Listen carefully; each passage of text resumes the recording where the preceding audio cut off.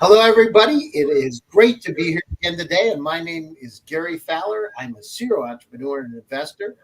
I've been involved in 17 startups and 2 unicorns. I was on the original management team of Click Software, which was sold to Salesforce for $1.35 billion, and also Eva.ai, an AI HR tech company. We believe that intellectual capacity around the world is evenly spread, but opportunities are not. I'm the CEO and president of GSD Get Shit Done Venture Studios, a premier AI and quantum venture studio located in the heart, yes, the heart of Silicon Valley, Palo Alto. So thanks for joining me for the Founders Report on LaToken VCTV. Today we have an incredible guest. I mean, he's got a wide background in gaming.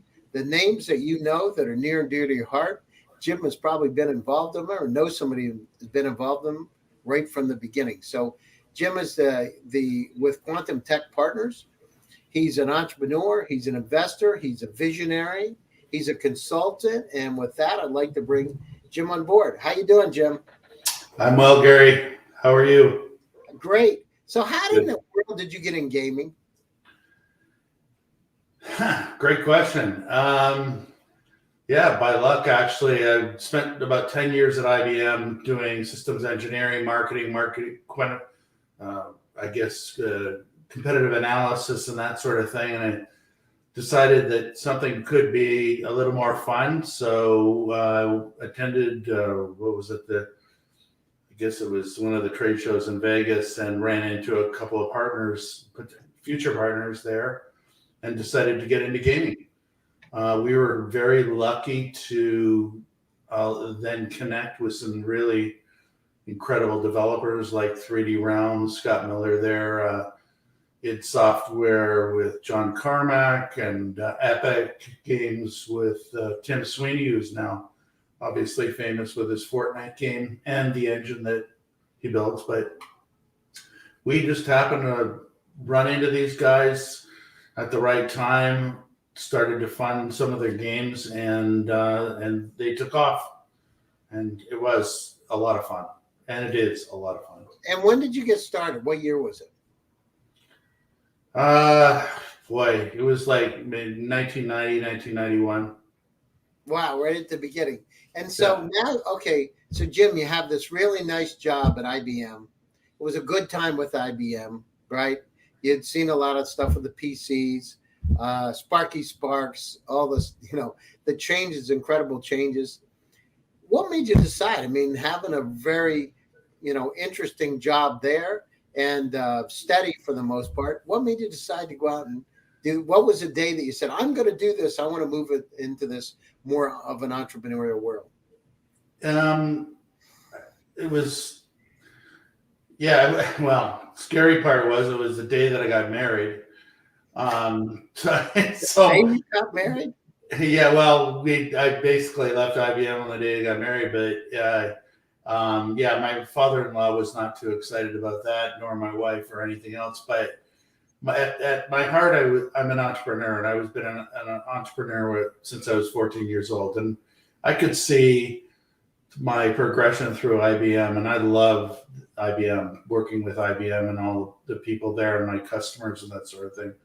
But I wanted to be an entrepreneur, and I saw, I saw the video game industry exploding at that point in time. And all the work that I had done in university at the University of Toronto was based on video games, because that's all I did all day. And so I had some good background in that, and decided, what the heck, let's go for it. And so where were you located with IBM? Toronto. Okay. And are you in Toronto today? No, I live in Scottsdale, Arizona. Oh, there you go. That's a place to be. I remember that's where I learned to go gliding. So I did there was a surf school out there. Actually, that was my glider. That's where I learned to glide. So I would come down.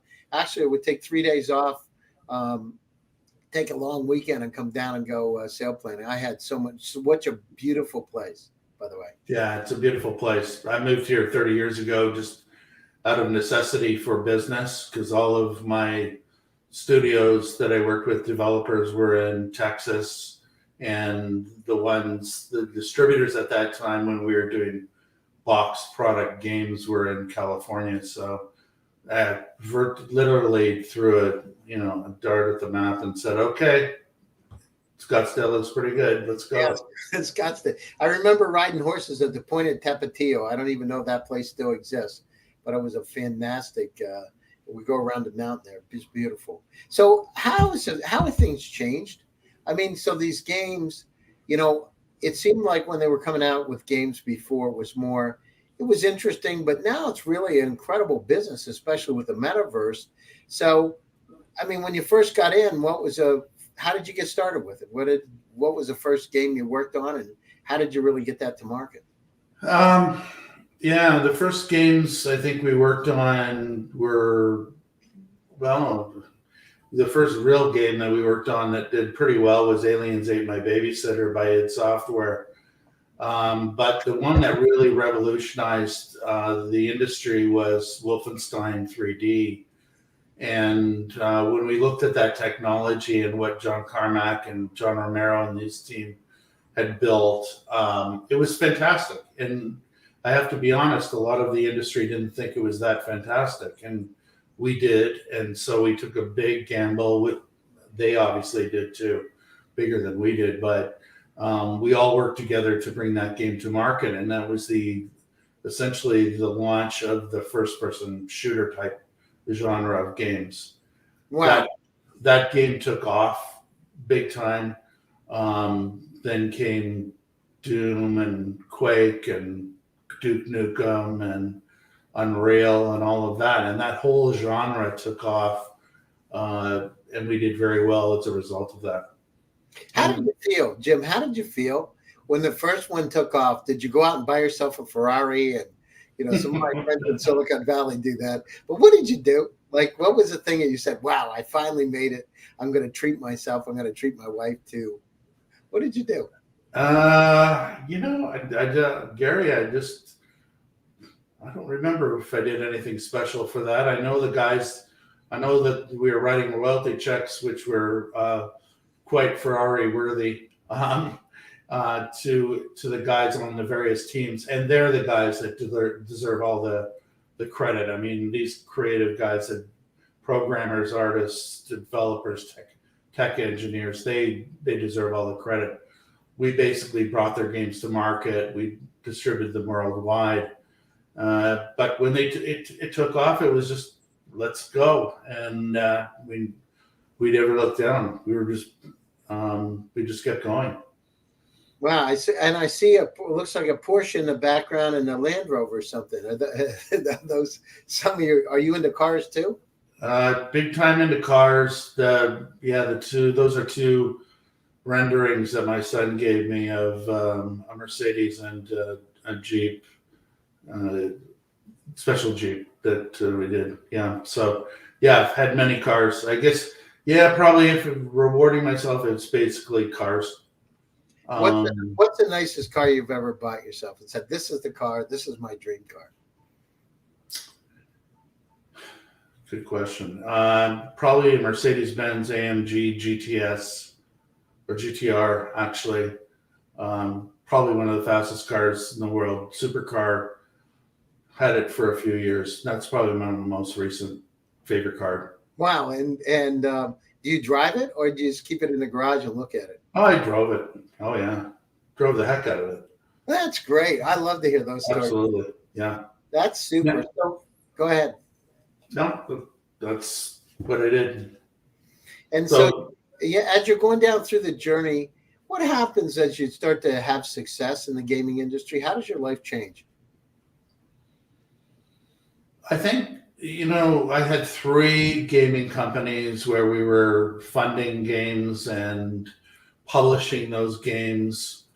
One of the big changes in the industry was that we went from having games on the shelf, like at Best Buy or Walmart or wherever, GameStop and so on. The big change there was everything started to be distributed electronically obviously on the internet through Steam and many of the PlayStation and Xbox titles started getting electronically distributed, or digitally distributed is probably a better term. So that was a big change. After having 3 of my own companies, I thought, well, first of all, I'm a big fan of independent developers like id Software and 3D Realms and Epic and all the rest of them. There's lots of them out there worldwide. So, but 12 years ago, wanted to get into mergers and acquisitions and financing. So the key was there to help independent developers either get funding for their games or sell to larger companies like Electronic Arts or Activision or Tencent or whoever they may be. So that over the last 12 years, I've spent most of my time on mergers and acquisitions and funding. And we decided that about 2.5 years ago with my partner, Alina Soltis in Seattle, to start our own firm, which is Quantum Tech Partners, which you mentioned. And that's what we're doing. And we've been very successful at it. And it gives us a lot of satisfaction seeing these founders of development studios succeed, have hit products, and go on and either continue to grow as independent studios or sell to larger companies. Interesting. Are you gonna ever retire? Are you gonna keep doing this? Is this your hobby? Is this your work, or is it you just enjoy it? I don't even know how old I am, but I can't see myself retiring. Mm-hmm. Yeah, I really can't. I love working with game development studios, and I certainly love doing M&A and investment with Alina. It's very rewarding, and I don't see retiring. No. What about the current events in the world? All the challenges, the conflicts, et cetera. Is it affecting? Because I know there are a lot of great developers in Russia, Ukraine, Belarus. Is there an impact because of this current situation, or not? That's a great question, Gary. It's heart-wrenching to see what's going on. There are incredibly talented developers throughout Ukraine and Belarus and Russia and so on, and throughout Eastern Europe. Frankly, I've worked with studios in literally every country in Europe and Eastern Europe, and so on, in Middle East and so on. It's so the talent is great. The sad part is I don't want to see them, being hurt by this. But it seems like they're still working. I mean, they're very tough, very tough people, and they're working really hard right now, just to earn a living, and even under the toughest circumstances. So, it's quite disturbing, but it's amazing. What's amazing is I can't believe their strength. It's amazing. No, I agree. I lived in Russia and traveled to Ukraine and Belarus for 14 years, and started the first accelerator there. And I've seen incredible people, but it's just like today. I got calls from groups in Ukraine that are coming out, gaming studios, by the way, that want to move for all kinds of different reasons. And so and the talent's incredible. I mean, the next generation of games will come from there's Russia, Belarus, Ukraine, Eastern Europe, but that's where they're there now. It's amazing, the talent. So. Yeah, I mean, we had 2 calls this morning with 2 teams there, and they're fine. They're working really hard, and we're trying to support them in any way we can. And I started working with Eastern European developers literally 20 years ago, I think, and a lot of people thought that I was out of my mind. But you couldn't ignore the talent and the quality of people and the honesty there. So it was just, continued that on from 2 decades ago, and it's really been great for them and us. No, that's fantastic. Yeah, no, I see the talent. What's the future look like, Jim? Where are we going with this? I mean, the metaverse is out there. Where's gaming play in the metaverse? Or is gaming the metaverse? I think that everybody's trying to figure that out, Gary. Yeah, it's.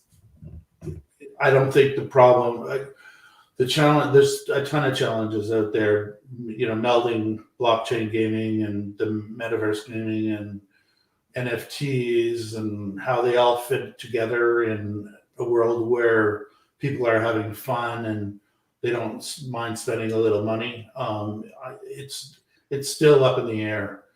We'll be at the Game Developers Conference in San Francisco in a couple of weeks, and I'm hoping to get some answers to the question you asked. But there's a lot of money going into metaverse gaming. Yeah, and there's a lot of money going into that. But we have to, I think the key is to find some really good applications that are fun for you and I to play and everybody else, as opposed to making it really difficult to play and a challenge. Like in the early days of, you had VR headsets and all the rest of it. It was pretty tough to get people really committed to that because there weren't applications or games that Exactly. grabbed them. So Yeah. we got to do the same in the metaverse and blockchain gaming and that sort of thing to make it worthwhile for the average consumer to like it worldwide too, because the biggest gaming industry in the world is China. And they're very, very good at monetizing their products.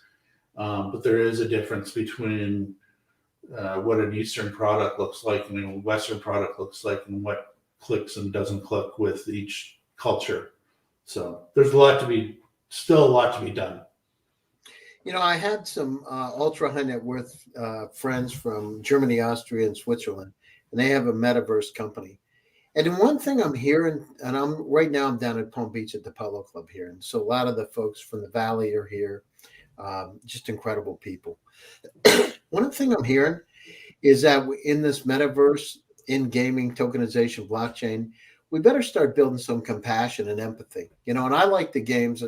I like having the action, but the one thing they're saying is we've lost track of humanity, Jim. I just want to get your take on it. I mean, you've been around this for a long time, and I like the games too. I mean, I started playing Defender in the old days, right? So I had Atari games.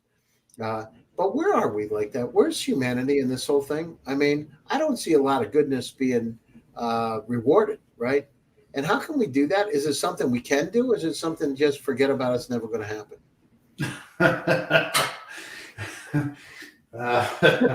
Instead of shooting somebody in a game, I know what you're talking about. You know what I mean? It's like, maybe it's just, I'm that generation and, I believe in, good things, but I mean, am I right? Or you are right. But I don't see a lot of it. There's some really good studios out there that are really working on it. They're working on diversity. They're working on humanity. They're trying to make better games in that world so that people can understand that they are part of this world, that they shouldn't be shunned or whatever the case may be, and bringing in different cultures is a big part of that as well. But diversity is really important. But I see some of it now, but honestly, Gary, I don't see huge blockbusters yet coming to the table.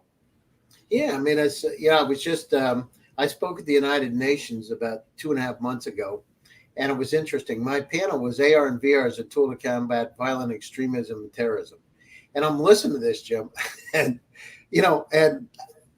I'm a humanistic psychologist, so I went to graduate school in humanistic. At the same time, I was involved in doing all kinds of computer. I was involved in selling the first Apples, right? I worked for a distributor that far back. And one of the things that caught my attention is that, we got to go down through and make these opportunities available for everyone, right? So, the democratization of opportunity. And just in Africa, there's 1.4 billion people in 38 countries. I mean, the population there under 30 is the largest population under 30 in the world. And so these countries, that when I was a kid, we didn't even think about, they're going to surpass us, right, in a lot of ways. And at the same time, we got to figure out how to reach out. And what I'm trying to figure out, how can we connect humanity through these games and do the right thing? And we talk about one of my metaverse companies, we tokenize goodness, right? You're doing good stuff, it's tokenized. We don't do that. I like to shoot too. I grew up in Pennsylvania in the mountains, and you went hunting, right? And that was fun. But I'm just a thought, maybe it would be interesting to figure out how we can tokenize at a wider level in these games, the good stuff. How do you go out and not just shoot somebody, but how do you save somebody? How do you jump out of a plane and help them? Yeah. I don't know if it would sell. Maybe it's like I was with one of the CNN reporters on a plane, first class flight, a number of years ago, and I asked her directly. She said, well, people don't want to listen to the good news. They only want to listen to the bad stuff. But I'm like, are you serious? Like, they don't want to listen. We can't get the advertising for the good news, only for the bad news. It's interesting. So, hopefully there's hope, because I believe in it, that we need to bring some humanity. We got to bring everybody into this workplace. We got to create these metaverse opportunities so everybody can win. Yeah, totally agree with you. Yeah, totally agree with you. Yeah, so let's talk about what's going to happen. We've got about 5 minutes left, and I'm curious, what do you see happening over the next year or two? How's it going to change, and where are the opportunities?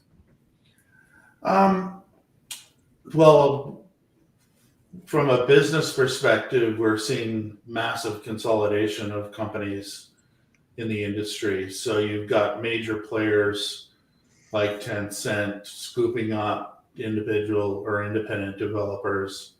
Very smart company. Very particular on what they're acquiring. You've got Microsoft, buying Activision for $68 billion. We've never seen deals like that before. Take-Two buying Zynga for $13 billion. So from a business perspective, I do see a considerable amount of consolidation happening among the big companies and maybe among the media companies. So you've got Microsoft and Activision and Tencent and Take-Two and Zynga, all that. But I see there's going to be some media companies still trying to get in, and they've tried 3 times, trying to get into the video game business from a sports perspective. There's going to be a widening of studios that are making RMG games, or real money gambling or real money gaming content, because you can bet pretty much on anything in most states, and most of them are opening up on that. And that's going to be interesting when it comes to video gaming, and how you're going to bet and who you bet on and all that sort of thing. A lot of push in esports, and maybe that ties into betting and gambling and that sort of thing. But we haven't seen too much. I think the pandemic kind of slowed the process of esports and esports arenas and that sort of thing. But it should be, or will be, all virtual anyways. Let's see what else. Yeah, just more. There's just the great thing about it. It's kind of like music, and I'm a music fanatic. But when you think everybody's done all the music that you ever loved, then there's another group or another song or another game that people actually go, oh, wow, that is so different, and I love it. Mm-hmm. And I want to know more, and I want to play more. I want to be involved. I want to go to a concert. I want to get in a group, in an esports group, where I can compete with others in a game like that. Not necessarily shooting, but collaborating on survival or something like that. So we'd definitely like to see that that progression in our world. Let's see what else. Technology is going to be amazing. I mean, I think probably one of the most amazing things with the gaming industry is we kind of get the short straw on what we develop in the gaming industry with our engines like the Unity engine or the Unreal Engine, but we're developing stuff that is far beyond what the film industry or TV industry or anything like that has even contemplated, and it's just going beyond that. So that will contribute to the metaverse, obviously, and to other game experiences that you and I want too. Because I'm not a shooter fanatic either. I would like to see more humanitarian games and that sort of thing. But yeah, hopefully that comes about. Yeah, no, it's something we can do. It takes one person to change, right? To make the push. We got to do it. So, and how do people get a hold of you? If there's some companies out there that want to communicate, what's the best way to get a hold of you? Yeah, probably through email is jim@quantumtechpartners.com. Jim@quantumtechpartners.com. That's probably the best way. I'm obviously on LinkedIn and other places. And if there's independent developers out there, we're going to be at the Game Developers Conference in a couple of weeks. It's the first live event in 2 years in the gaming industry, and usually it attracts 10 to 20,000 people, but it's a great event for independent developers. So if you're going to be there, then shoot me an email and we'll get together. Sounds great, Jim. Thanks for taking time out of your busy schedule. I really appreciate it. I enjoyed the conversation today. And I'd like to thank my audience for attending one more time of the Founders Report with Gary Fowler on LaToken VCTV. Stay happy, stay safe, and stay healthy. Hasmek and the entire team, thank you for making it possible. We'll see you again soon. Bye-bye, everybody. Take care.